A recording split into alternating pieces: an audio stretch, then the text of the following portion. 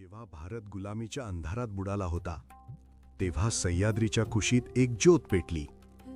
19 February 1630 Shivneri किल्ल्यावर एका तेजस्वी बालकाचा जन्म झाला. आई जिजाऊंच्या संस्कारांनी त्या बालकाच्या मनात स्वराज्याचं बीज रुजवलं. अन्याय पाहून त्याच्या डोळ्यात ज्वाला पेटत असे.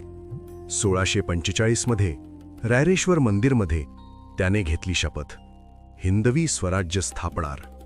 आणि मग सुरू झाला संघर्ष. तोरणा जिंकला, पुरंदर जिंकला, राजगड जिंकला. 1659 मध्ये प्रतापगडावर अफजल खानाचा पराभव करून जगाला दाखवून दिला, धैर्य आणि बुद्धिमत्ता एकत्र आली की इतिहास बदलतो. आणि 6 जून 1674 रायगड किल्ल्यावर तो क्षण आला.